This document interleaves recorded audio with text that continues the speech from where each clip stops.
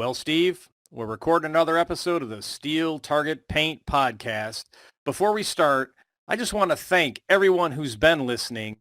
We hit an amazing number of over 775 listens for episode number 3 with Mike Foley. Everybody who did listen to that and everybody who continues to listen, we really appreciate it. And again, if you've got any questions, comments, something you'd like us to answer, make sure you hit us up on the Steel Target Paint Podcast Facebook page.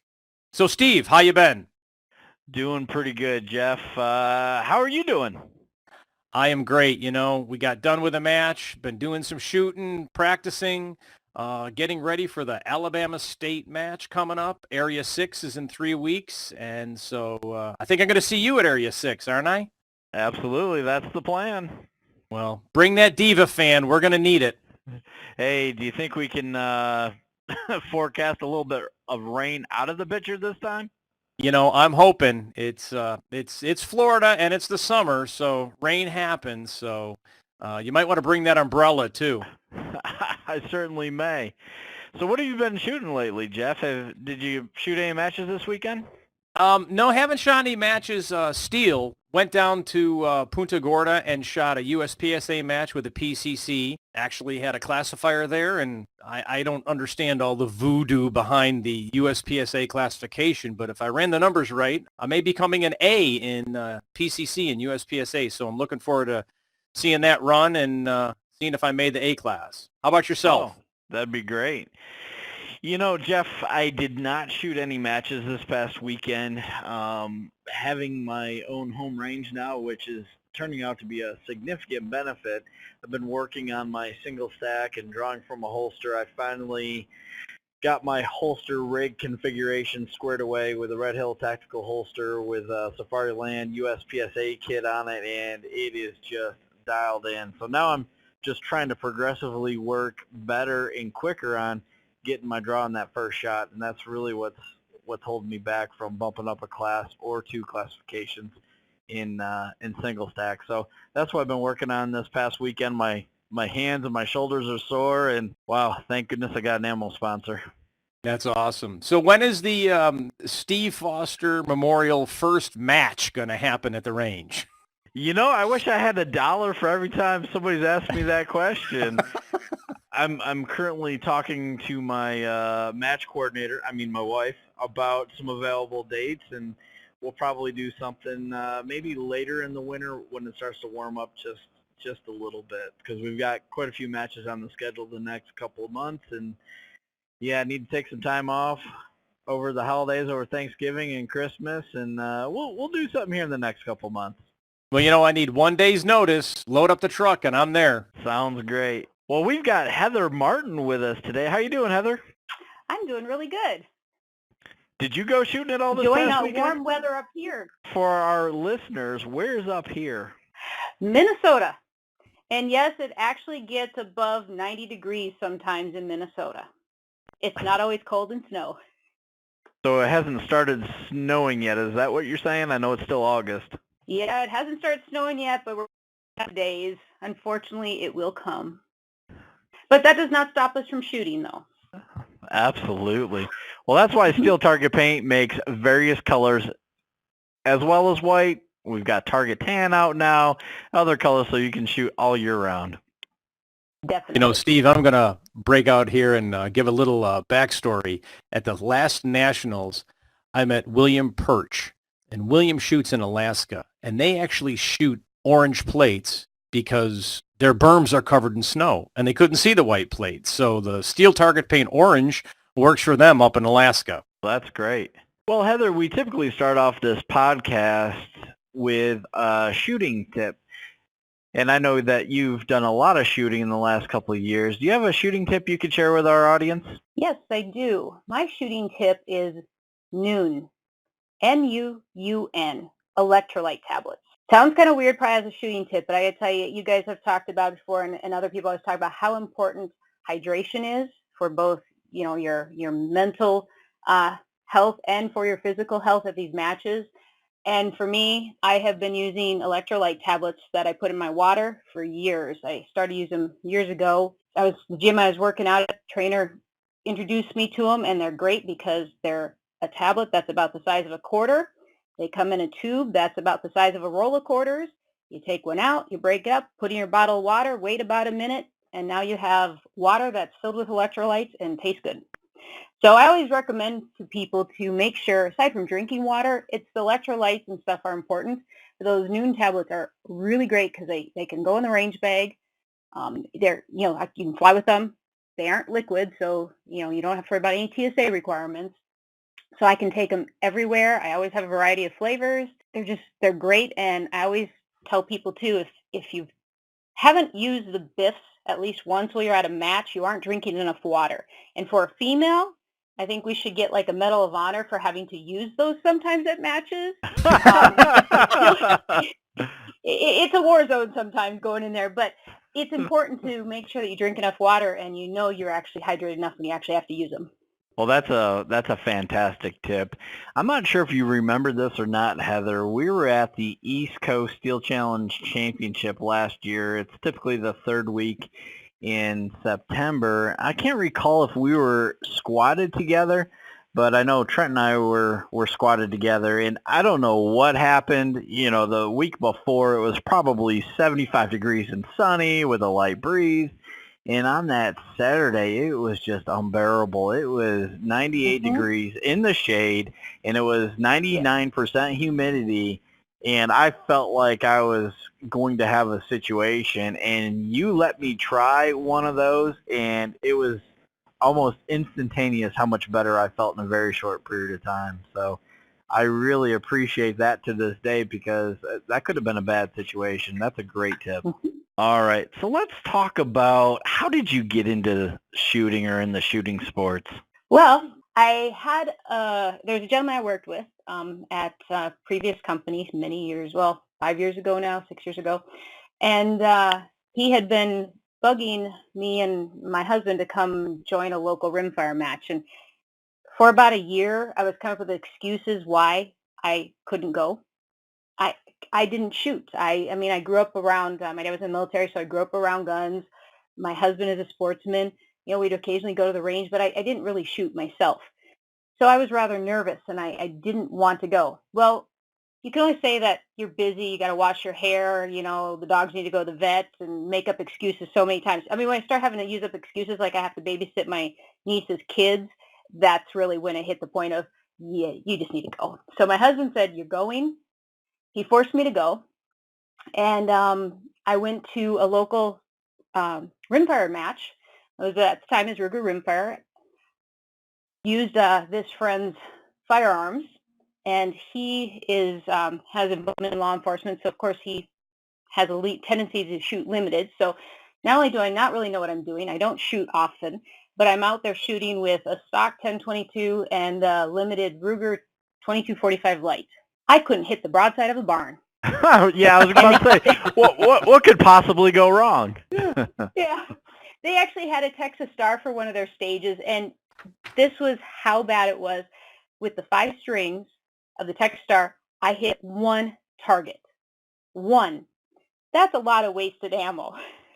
But in the end, it was so much fun. I came home, and just between the people that were there and the fact that I couldn't hit anything, I still had so much fun. I talked about it for like 4 days straight. My husband was probably like, hey, okay, time to be quiet now. I've heard enough. I told him, you need to come to the next one with me. And so that's how it started. So the person who got us into it was a friend of ours named George Toon. So George is actually a term that we use with endearment and sometimes with as a bad word. When I always want to buy something new, like a new firearm, usually it's that darn George. Look what he started. That so reminds it's me all of, because of a friend of ours. Oh, that's great. That reminds me of how I first got into shooting, and a friend of mine, he took me, and I'll save that for another time, the detailed story around it. But what he said was, when it came to pay, we were shooting trap, he said, oh, I got this. I said, why is that? He said, well, I expect you, if you take somebody new shooting, to pay for them, but at the end of the day, I'm going to feel 2% less guilty that I got you hooked and addicted into shooting, so... Yeah, it's I think great if sport. if you polled our listeners, they'd all have a George in their background that helped them get into the sports. Yeah, and I don't regret it to this day. It's been a great thing, and it's actually a great thing. My husband has since given up golfing as much because now instead of him going to the golf course, me going to wherever, the mall, most likely, we now go out together and can go to events together and go shoot together. So it's been a real positive thing, and it's been great. And I'm upset with myself that I spent a year making excuses not to go. That's awesome. How long has Eric been shooting? Was he shooting quite a bit prior to when you got into the sport? No, he was sportsman, so he did hunting, but he never did competitive shooting. He actually started after me. So I got him to a rimfire match, and then he didn't go for a while. So after I had been doing it for about a year, so my first year I spent time going to matches with George and some other friends locally that I got to know, and would go to different matches within Minnesota. And after we had the Minnesota State Ruger Rimfire match that year, and I took High Lady, then I really wouldn't shut up about it. And so then my husband said, I got to get more involved in this. And so I beat him for about the first 6 months. And then after that, he said, enough is enough. And now he beats me all the time. But he did start after me. Oh, that's really cool, though, that I'm sure it really brought you two together, the shooting sports, something that you can do together. That's outstanding. Yeah, and there's always that constant rivalry about who did better at that match, why did he do better, why did I do better, who looked better doing it. Well, we know the answer to that. You can tell Eric I said that. So, throughout your travels of shooting, what is your favorite discipline to shoot? Well, I'm going to have to say that steel by far is my favorite. Now, as far as my experience and exposure, most of it has been in steel. I have done some USPSA. I have done some ad hoc semi-practicing with my husband on action pistol, but not really that much. I kind of have a aversion right now to trying to fall with a firearm in my hand and go prone and shoot a pistol at 50 yards. Mhm. So I'm working on it, but really I've mostly done steel. I've done some USPSA indoors and outdoors. But if I had a choice, I'm going to go to steel match any day. So why is that? What's the attraction to steel? For me personally, I think it has to do with the fact that I started much later in my life. I mean, I've only been doing this for a few years, about 4, and I was already over middle-aged. So it was comfortable for me, and it still is comfortable for me. It's where I started, so it's what I feel good doing, but it also doesn't require a lot of that extra concentration around having to think about moving, where you're going. You can come in, you usually know what you're getting. With Steel Challenge, you definitely know what you're getting. With Rimfire Challenge, you still have somewhat of an idea of what you're going to be experiencing. I haven't quite developed all those skills around planning how to run a stage when it comes to USPSA, so it takes a little more effort and is a little more frustrating for me right now. So for me, it's much more fun to do steel because I can easily do it. I can also do it in my backyard. We went from having a shooting backstop to building a berm to building 2 berms, and now we're in the process of expanding as we're in the process of building a pole barn that we're going to end up having probably 4 good berms here, and it's going to be easy to set up steel and just do it and not have to worry about moving a bunch of stuff around. Oh, that's really cool. So when that gets set up, you need to invite us to the Eric and Heather Memorial Match, and we'll all come to Minnesota. And it'll be right about January when there's about 3 feet of snow on the ground. How about that? And we'll use my favorite, the green and the blue steel target paint. Nice. Hey, I'm from New York, so I'm ready for that. Jeff, I don't know. Oh, I grew up in Buffalo, so I know snow, but that's why I live in Florida now. Same here. We have this great advantage that we can both step outside of our back door and shoot at our berms because we've strategically designed it, and we have strategic placement of our new pole barn, so we'll be able to step outside that and still shoot. Perfect. One of the things that Mike Foley talked a little bit about recently is the barrier of entry into Steel Challenge. Same thing goes for Rimfire Challenge. And when he was talking about the barrier entry, it's what you mentioned. There's not a lot of running, gunning, so people that don't necessarily feel as comfortable running with a loaded handgun, that's what makes it more appealing to shoot Steel Challenge, because there's Rimfire events and there's Rimfire divisions as well as in Rimfire Challenge. And overall, I would say I shoot predominantly Rimfire Challenge as well as Steel Challenge. And I find the same thing. It's a big family, good group of people, and it's something easy to do, whether, that you could be extremely competitive and really fast at it, but there's that instant gratification every time you hit a steel plate. So I know exactly where you're coming from. So what's going on with the pole barn? What's going in the pole barn? Well, as my husband told the township board when we applied for our permit, since it's probably family friendly, all the stuff that's outside that needs a home inside is going inside.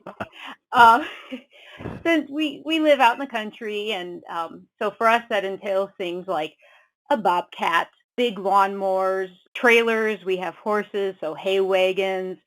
But the really big thing that is really the whole point of the pole barn, aside from all the stuff inside that needs to go, or outside that needs to go inside, is the fact that we're actually building a whole section of the barn to be a reloading room. So we're going to add a reloading room in there. That's going to be climate controlled. We'll be able to put a safe out there. And we've now got 2 Dillon 650s and a Dillon 1050 that's on a Forge automation. So, we're going to have the full setup out there so we can process our brass and do the whole 9 yards and just have a nice little, I'm not going to call it a man cave because it's going to be a us cave, but a great place for us to go and reload, clean guns, do whatever, and then be able to step outside and test rounds. And so that's really the big reason why we're building the pole barn, because we want a place to do our reloading instead of sharing it with the office. I hear you. Well, that's awesome. Congratulations. So, Heather, I've seen you at quite a few shooting events, both shooting events and gun industry events such as SHOT Show. What would you say in the last 12 months has been your most memorable experience in shooting? In the last 12 months, I guess I don't know if I have one more memorable one than the other. I think for me this year, after some of the challenges I faced last year with both taking a ricochet and then cutting my finger up pretty good and needing to have surgery, I think probably one of my overall memorable events is really around just the fact of me being able to get back into shooting some things, and probably even like when I got to shoot one of my first centerfire matches this year and not feel like my hand was going to fall off because my finger hurt so bad. So holistically, I think that's probably one of the positive things about this year. At the end of the year, I'm going to go back and say, wow, look what I've accomplished with the fact that I had nerve repair surgery last year. I couldn't function, and now I'm actually able to now go out and shoot my Walther Q5, and I'm able to go out and shoot Eric's, 38 Super and all that. So that's probably my memory. Cool. We've seen a lot of you both on and off the range. So out on social media, there's a lot of people that do social media well from my perspective. I see you out there on Instagram. I see you out there on Facebook, and you are the queen of selfies. So if I want to be a grandmaster selfie taker like you, what do I need to do? Oh boy. Well, I have got this whole thing about the selfies actually started out not as an interest that I had, believe it or not. It was really started as one of Eric's things. SHOT Show a couple years, and there's a reason how this gets into how you can become a grandmaster, but it really started because we were at SHOT Show last year, and Eric kept taking these pictures, and we were with Jeff Chafin and Kurt Witowitz, and Eric couldn't get his arms out far enough, and Jeff's like, here, and then he finally says, you need a selfie stick because your arms aren't long enough for somebody like Jeff. So, that sounds like something Jeff would say. Yeah. So about several weeks later, we got a package in the mail from Team Accelerate, and it was a selfie stick. And it was hysterical to get that. So at first, Eric's like, yeah, what am I going to do with this? And, once he kind of got into it, it's like, oh, this is kind of fun, but he would never remember to bring it or never want to carry it around. So I started carrying all the time, and I started using it. I'm like, oh, this is actually kind of fun. So it ended up becoming more the fact that we had a selfie stick. And it's like, well, let's put it to use. Since then, of course, I've actually put some purpose and mission behind it, and I've actually upgraded my selfie stick and gotten some pretty cool equipment. Seems kind of funny to have a upgraded selfie stick, but Yeah. I actually have. When I spent some time looking for my setup, I bought a new selfie stick recently that actually is Bluetooth compatible, has a little remote that can be removed, but on top of that, it can fit on top of a tripod. So that way I can take a tripod, I can sit up, hit the remote, and actually start running my phone to record me for whatever I'm doing, or extend it out and use it as a selfie stick. But the real thing around me getting into the selfies, really hardcore into the selfies, I started going to all these events, and there's so many people who volunteer their time that no one ever knows who they are. You know, you get people, we all are very good about thanking most of our ROs and scoring officers, but I wanted to start doing stuff extra special. So I actually used the selfie thing to get in there and really get in and get to know the ROs and scoring officers and all the volunteers of the match by doing staff selfies. So how you become a grandmaster of it? Get a good selfie stick that's got good Bluetooth connectivity that has a long reach, and find a purpose. And for me, it's really about thanking the people and also the memories. You know, we're all humans, and our memories are going to go someday. So it's great to be able to have that, to be able to look back on and say, wow, that was fun. I remember that day. Yeah, that's awesome, because you spend so much time, when you're focused while you're shooting and whatnot. It's, to me, when I shoot the best is when I'm the most relaxed, and it's really why I do this, is about the people. And so I really appreciate what you've done in your purpose there, and it comes off really, really well in the social media community. So that's really cool. I really appreciate your insight on that. Yeah, and I do truly appreciate all those who volunteer their time to make these events happen, because I've been on the other side, and it takes a lot of work, and there's so many people who give their time. So to the whole staff selfie thing, I really do have a passion for doing that. All the other selfies, well, that just comes about by the nature of things and spending time with friends, and then you always, of course, got to get Eric Bragg in there in some way, shape, or form, photobombing somebody. With his unicorn shirt. Yes. So, yeah, so it is a lot of fun, and I actually have gotten to the point where I've had people start coming up to me at matches who I don't even know who they are, and they're like, where's the selfie stick? Time for a selfie. That's awesome. So when that started happening, I'm like, oh boy, I guess I didn't realize how many people actually paid attention to this. So I found that's been great. So again, it's having the purpose, having the vision, just being like my husband, randomly, every once in a while pulling out and going, oh, here, let's try this, because that doesn't fly. Everybody knows that no one really, that's kind of made up. This, everybody's in there, they're having fun and they're going for it, and I can recognize people at the same time, because the sport is all about us as a community, as a family. And if we don't support each other, recognize each other, what do we have? Great point. Mm-hmm. Well, I want to transition into the Rimfire Challenge Shooting Association. I know that you started a new role here recently with the Rimfire Challenge Shooting Association. Can you walk us through what your primary role is? Yes, I am a member of the board of directors of the newly founded Rimfire Challenge Shooting Association, and I'm also an officer of the board. I am the official named secretary, which means that I'm the one who gets to take all the notes. And no, that wasn't a thing of, hey, Heather, you're the female, take the notes. It's actually something I started doing one of the early calls, and I said, okay, I'll type up all these notes. And they said, sounds like we got a secretary here who just volunteered. I'm like, so I keep all the official minutes for our meetings and keep track of things, send them off to the rest of the board for their action items and all that kind of stuff. But so my overall participation, aside from being an officer, is really about efforts into that transition of NSSF Rimfire Challenge to Rimfire Challenge Shooting Association, helping to ensure that we make that transition so that things don't completely fall apart, and there's always bumps in the road when you transition and make change. And then working with the rest of the board on how we not only sustain, but how we can then grow the sport of Rimfire Challenge. Great. Well, we heard a little bit about the transition from Michael and Ken and Tim, and as well as yourself out at SHOT. And so what's going on with Rimfire Challenge now that the transition's, 6 months, maybe it's been 9 months in place? What exactly is going on with Rimfire Challenge Shooting Association? A lot of stuff. There's probably a lot of stuff that's going on that people aren't aware of, and there's some stuff that people are very well aware of. With the transition, of course, there actually were a lot of legal things that we had to take care of to legally transition things. There was things around ensuring that we actually had the name set up. We had to file paperwork and all that kind of fun stuff to make us a legal 501c3 corporation. So some of the things that have been going on around that then is the things that we've been doing is getting new events going. Keeping events going, helping, as we're building the Rimfire Challenge organization, we're building relationships with companies. We're trying to also, as best as we can, connect those companies with match directors so that they can help fill prize tables and stuff. And it's not an easy task. I mean, we're still young at it, so we're working hard to help at least keep matches out there and help do what we can with being in our infancy to provide support to those matches. Well, you've got a pretty big match coming up here soon. Do you want to talk a little bit about that?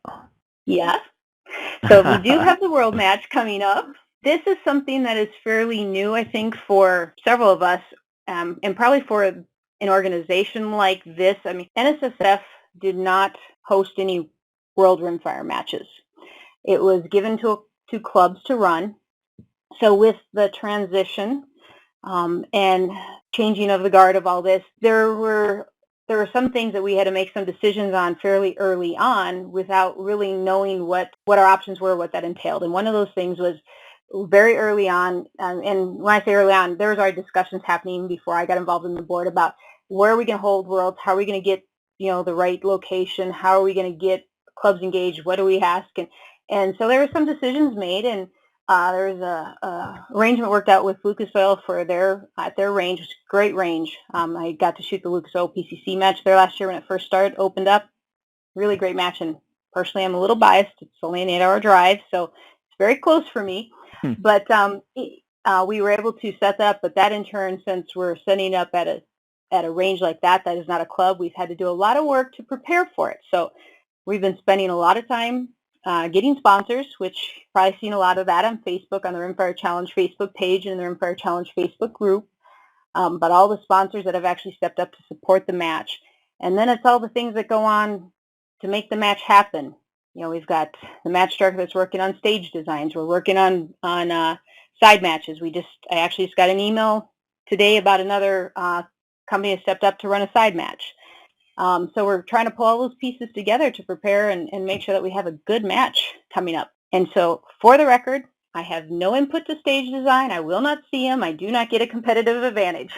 That has already been asked. Somebody actually reached out and said, well, if you're going to know the stages, can you share them? I'm like, nope, because I won't even know them myself. So they're doing a very good job to ensure that myself and like Tim Norris, who will be participating in the match, that we do not have any involvement in that. So please, nobody send me any messages asking what the stage is going to be, because I don't know. Heather, I know what it's like to put on a match. We just put on our first level 2 Steel Challenge match, and you've got to have a good team behind you. And it sounds like you've got that with different people taking different responsibilities and making sure that when that first shot is fired, that everybody's having a good time. So I wish you all the best. I'm not going to be able to make the match this year, but I'm hoping to get to a Rimfire Challenge match very soon. Social media has made quite a change in the Rimfire Challenge, family. There are quite a few of the regulars that I'm going to be sad to say won't be joining us at this match this year, but we actually have a high crossover now of people coming in from Steel Challenge that have never shot Rimfire Challenge. And I've had regular emails with people where they've been asking questions and saying, hey, I saw this match, I've registered, this is pretty cool. Now tell me what I signed up for. tell me what Rimfire Challenge really is. Tell me how is this different than Steel Challenge? And so those are some of the things where we are going to miss having some of our regulars there, and we certainly will miss you, Jeff. But we also are going to be expanding our Rimfire Challenge family by all the new people that are going to be joining this match, the people who had never heard of Rimfire Challenge before, whether it was NSSF Rimfire or it was Ruger Rimfire. So we have been able to broaden the exposure of Rimfire Challenge, which to me is actually rather exciting. It just shows that there is such a strong interest in shooting steel that people are now wanting to make the transition from Steel Challenge to Rimfire Challenge, where traditionally I think has gone the other way. Well, having never shot a match, let me ask you this, because I know you tend to have pistol and rifle, open and limited, and you can shoot from 1 to the 4 categories, correct? Yeah, so this gets us into where we have how Rimfire Challenge runs. An average Rimfire Challenge match, you're required to shoot both pistol and rifle. Then we basically have the 2 divisions, open and limited. So when you come to a match, you're going to shoot, if you sign up for open, you're going to shoot open pistol, open rifle. Sign up for limited, limited pistol, limited rifle. Now, how the variations of the stages work, it depends on the match. Some matches, they might have 4 stages and you shoot both pistol and rifle on the same stage. Some matches will have maybe 8 stages, 4 that are dedicated just to pistol, 4 that are dedicated just to rifle. But to complete the Rimfire Challenge match, you must shoot both pistol and rifle. Oh, okay. Thank you. We also don't have sessions or events like Steel Challenge does. So for Steel Challenge, you come in, you might shoot the morning or you might shoot the afternoon. You kind of can choose when. We have a match, and you're there for the whole match. It's not you come for the morning and shoot pistol, and then you shoot rifle in the afternoon. No, the match is the match, and you're there for that day or 2-day event, whatever the case may be. So in the case of Worlds, it's a 2-day event, Saturday, Sunday. So we'll start off on Saturday, and you're going to go through the stages, however it's laid out. Like I said, I don't even know, really. So a squad's going to start out. They might shoot pistol one stage. They might shoot rifle the next stage. I really don't know for sure exactly the order, but it's just an example. You will shoot both, and you have to shoot both to complete. Then you have to hope you can beat people like Colby Pavlak or Cole Bush, who are super fast. People are racing for third. Yep. Let me ask you this, because I don't shoot cowboy, I don't shoot revolvers or anything like that. I think I saw a little bit of chatter out on Facebook. Is there going to be, and I apologize, I don't know this, is there going to be a special category for cowboy or anything like that at the World Match? Yes, so we do have the special categories, and the categories are, we have senior, lady, youth, junior, and cowboy. And there is a cowboy category, and then in cowboy you choose, are you open or limited? Mm-hmm. So, and just like every other shooting sport, we do have a minimum requirement that there needs to be so many registered to recognize it. But there's always going to be, we definitely have enough signed up for ladies, youth, juniors, seniors, and we do only have one senior. We don't do super senior. So for all those who are out there going, I would wish you had super senior. Nope, we just have senior. But we do actually have a couple cowboy action people sign up. So I'm hoping that we might actually get our minimum requirements so we can actually see some of them shoot, because it's actually kind of fun. So would they be using a lever action rifle? You know what? I'm going to have to be embarrassed to say that I do not know all the details about what the requirements are for cowboy action, because I've never shot it. Okay. And I don't have those rules memorized, but some of them, I know that there's different requirements around it. I apologize that I don't know. You know, Jeff, I was shooting with a couple people at the last World Match, and I saw 2 different variations. One was a lever action, the other was a pump rifle. So those were the two that I saw, and it's a little bit out of my wheelhouse, but I did see both of those. Heather, how many people do you need to be recognized for a category? Is it 5? 3. Oh, it's 3. Okay, good. Yeah. So hoping that we'll get enough. Oh, good. Good. I've only seen it a couple times. The first time I actually saw cowboy action or rimfire match was our second World Rimfire match. It was at when it was at Fort Smith, and we were squatted with some folks, and one of the gentlemen on the squad was shooting cowboy action. It was really pretty amazing, because honestly, he was shooting cowboy action than I was my open gun, but that was also only like my 2.5 year in the sport, and he'd been doing it for a while. So it really is pretty amazing what they can do. It's just kind of fun to watch. Now, there are people who do shoot revolvers, just straight out revolvers, as open, and that is not necessarily cowboy action. We do have individuals who are 22 revolver shooters, but are they open or limited? That's also pretty neat to see, because sometimes they can shoot those things a whole lot faster than me. I mean, we aren't doing mag changes or anything, because the 22 revolvers are usually set up, but they got their 10 rounds and put their thing in, and there they go. There was a lot of talk last year at the world match, and even the year prior, the 2 years that I shot, the NSSF World Shoot around prize distribution and guns and those sorts of things. And the last 2 years, it was all 100% random draw. So if you came in first or 200th place, you had the same opportunity to win a gun. Is that changing this year with this world match or not? Yes, it is.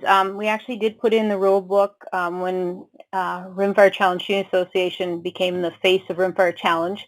That was a definite rule that got changed. So all matches that do prize tables are required to do random draw with the exception of the world match. And the world match will be order of finish. Oh, interesting. So let's go back to racing for third place. Well, that's interesting. Is there any notable sponsors that you can share that are in the gun business that are going to line the prize table with guns? I don't know if I want to give that secret away. Okay. We have some good sponsor stuff coming out. We actually do have a lot of the regulars that you would expect have stepped up, and there's going to be some good prizes, but I don't really want to give away all the secrets of what they're doing because there's some special stuff that some of those sponsors are doing for this match, and it's really kind of neat what some of them are stepping up and doing. We have a few things that'll be coming out here in the near future about some activities. We have the potential of some celebrities. I won't say more. I'll just keep people interested because they can keep following our Facebook page or our website. But we're working on getting a couple notable celebrities in the industry to come, and so it'll be pretty neat. Well, I think we're going to have some pretty cool stuff out on the prize table, and we'll have some pretty neat people there. Jeff, you really can't blame me for trying to ask, right? Oh, no. I was going, maybe I could sign up. But I'll be honest with you, the weekend didn't work out for me, and I just went to practice score, and Heather, the match is sold out, so congratulations. Yeah, we filled up Saturday, Sunday. We actually had a waiting list for a while, and we had a bunch of people who signed up for Friday. It said if slots opened on Saturday, Sunday, they wanted to move in there, but we have moved all our people from Friday that wanted to shoot on Saturday, Sunday in there, and our Saturday, Sunday, our main match is full. We've got a few openings for people to shoot with staff, but those openings are very, very, very, very limited, and so, it's going to be a good match. I think it'll be great participation, and we have, like I said, a lot of new people coming in. Well, the good news is that we're friends on Facebook, so I'm going to get to see a lot of selfies from the match. Yes. So, Heather, if I'm a match director and I run Steel Challenge or USPSA at my local club, and I want to sponsor or hold a state level or some level of area match with Rimfire Challenge, how do I go about that? Well, that's a very good question, Steve. Actually, the answer is it's really kind of simple. We have on the website, on the rimfirechallenge.org website, a sanction match form that people can fill out. There's some information we request, and once we get the information, we post a match. We also do provide as much support as we can. We've had a couple new clubs hold matches where we've actually had somebody from the board actually work with them ahead of time to work through how to maybe plan stages. We've had some people actually go out to the matches to help. We do a lot of it via phone, of course, because we are all board members all over the place and we're dealing with people all over the place, but we try and offer as much support as we can to, what kind of stage designs, should you do? How many stages should you have based on your range? What are you looking at for the size of your match? Do you need a prize table? Do you not? Because there's not a necessarily requirement to have a prize table either. So that's actually been a new trend that I've been seeing some of these matches to have a trophy-only match.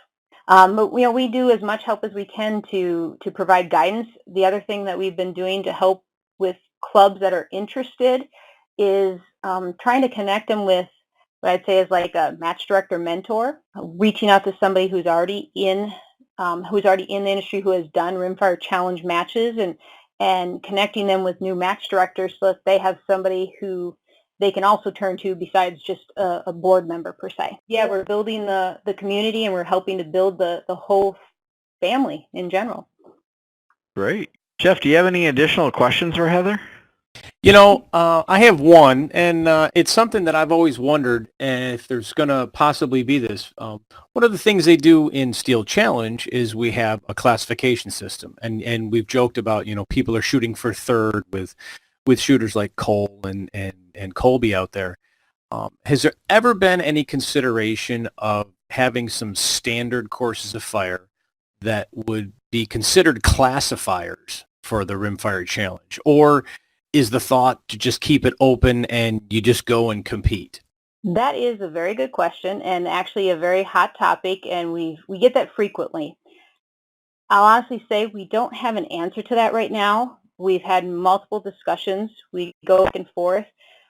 We do keep coming back to what is the vision and the purpose of Rimfire Challenge. Classifications have a very good purpose so that you can see how you're improving, rank yourself against other people. But when you're trying to get new people into the sport, and you've got those new shooters, those young shooters, and you want to get all those kids out there and those soccer moms out there who are hanging out in the background, that isn't necessarily going to encourage them or engage them into the sport.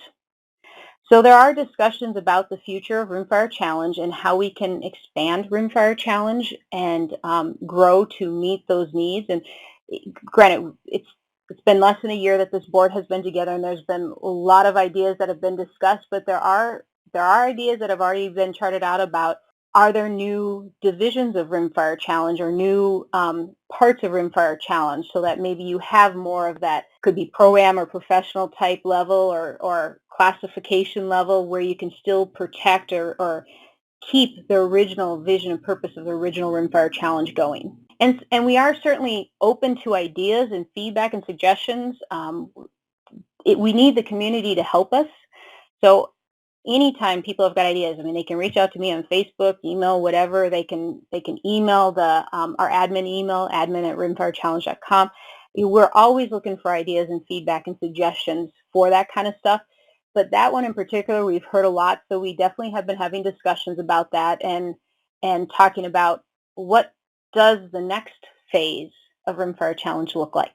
Excellent. Thank you. Yeah. Some other exciting things that are actually happening that not too many people are aware of. I mentioned social media, how much it's done for bringing Steel Challenge people into Rimfire Challenge. We have gotten enough notice that Rimfire Challenge is now actually international. Wow. There are matches being held in foreign countries now. We've had a few people reach out to us, and they have worked with members of the board to get Rimfire Challenge matches set up in some foreign countries, which That's is kind amazing. of exciting for us to say, look at what Rimfire Challenge has, where it's going. So that's another piece that we get to take into account with what does the future of Rimfire Challenge look like. We've got that purpose of getting those new shooters, those young shooters into the sport, but yet when we've got this whole now international community who's interested in this, what also can they bring? And then getting to your question about classification, is that something that we need to look more seriously at so that our international partners who may be joining the sport have a way to measure themselves against the people in the U.S. So a lot of discussions, a lot of good ideas. We're definitely, like I said, we're looking for any help, assistance, ideas, but there's a lot of things that have to be figured out too, because classification systems and expanding into new venues definitely also mean, and like Mike Foley has alluded to, you have to start piloting it, you have to have rules, you have to set all it up, and so we've got a lot we're working on. Really cool. Heather, thank you so much for your time today. Is there anything about yourself or the Rimfire Challenge Shooting Association that you have not shared that you'd like to? Well, definitely don't use the excuse that you're too old. I actually tried this year at SHOT Show when I got to meet Vera Koo. Yeah, you don't tell Vera Koo that you're too old to try something, because if you don't know who Vera Koo is, she started in Action Pistol when she was in her 60s. And she just retired this year, I think it was 20-some years later. So, yeah, you definitely don't say you're too old. And you shouldn't say you're too old. You should give it a try. Sometimes it can be intimidating, but if you don't try, look what you might have missed out on. Like for me, not trying for a year, I think about what I could have been doing for that year. And now, I've got this whole new group of friends, this great family, this extended family, and something that my husband and I just can have a great time doing together, don't be afraid to try. There's always people there to help out. If they'll pick you up, they'll dust you off, they'll also loan you equipment. People are not shy in this community about sharing. They would rather see everybody succeed than have somebody fail. Well said. Well, Heather, thank you so much for making your time available to us today. I know I learned a lot more about you as well as the Rimfire Challenge Shooting Association. Thank you so much for your time. We really appreciate it. Thank you for having me. I appreciate it. Well, we appreciate you being on. I think, the one thing I learned is I got to make a home range because it seems like everybody's getting a home range. So I'm going to have to figure out how to do that. No, we really appreciate your insight in the Rimfire Challenge. We're trying to keep this podcast very open to all the different disciplines. And you're actually the first one that we've been talking to about the Rimfire Challenge. And I think it helps people understand that it's different, but it's still growing, and it can be a lot of fun. So thank you. Well, you're welcome. Hey, Jeff, do you have any tips or tricks you want to share with our audience? I do, Steve, and it's not about shooting. It's about keeping your guns clean. I know a lot of people out there will shoot Glocks, and they always say, oh, my Glock runs all the time. And that may be the case, but there's a bigger reason why you want to clean your gun, and that's when you've got it apart, you can expect all the parts to make sure everything is up to snuff. I actually had a 22 bolt, and I took it apart, and as I was cleaning the extractor, I actually found that the bolt had chipped. And I found this before it caused me any problems and was able to call the manufacturer. They replaced it, no problem. But had I not been rigorous about cleaning my guns, usually about every 400, maybe 500 rounds at most, I would have never seen that. So if you take care of your guns, they'll take care of you at the matches. So everybody listening, if you haven't cleaned your gun or guns, make it a point to clean it in the next 3 days and have them ready for the next match.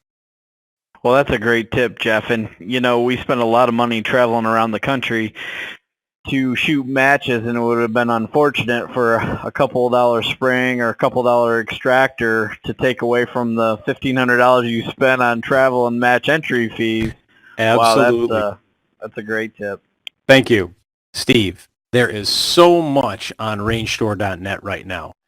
Have you got something you'd like to point out to everybody on our product spotlight? Well, Jeff, I was doing some testing with my PCC this weekend, and I thought to myself, there's a lot of compensators that are out on the market right now in the PCC world. The best PCC compensator, you'll find it out on rangestore.net, is the SJC 6-port pistol caliber carbine compensator. There's a steel version that's offered out there. And what happens is a lot of people say, well, does a comp really make that big of a difference on a PCC?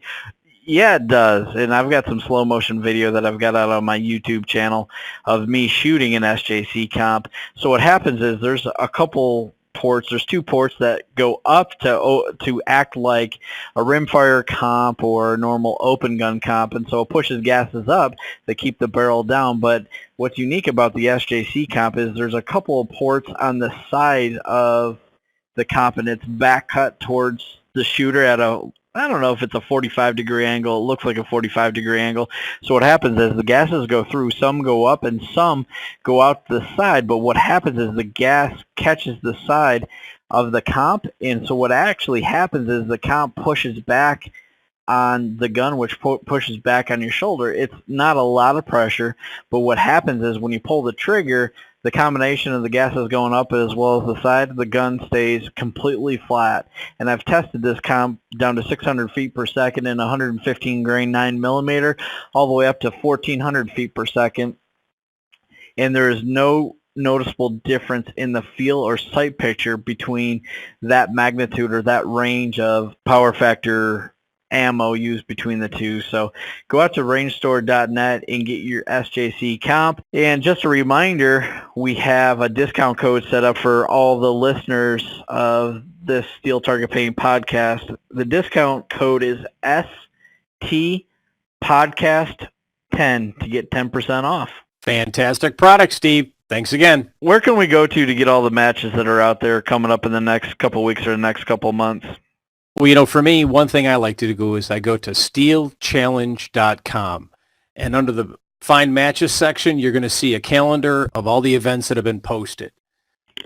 Other than that, for USPSA, of course, you can go to uspsa.org, and you can put in your state or look for major matches to find the matches there. How about yourself? Where's your go-to place? I've been shooting a lot of steel lately, and I've shot a couple of these this year, and I shot a lot last year. Go to Rimfire Challenge Shooting Association. Their website is rimfirechallenge.org. There's an event calendar on the top where you can find a match near you. All right, Steve. Well, another great guest, another great podcast. I'm going to sign off with my saying, don't forget, one shot, one steel.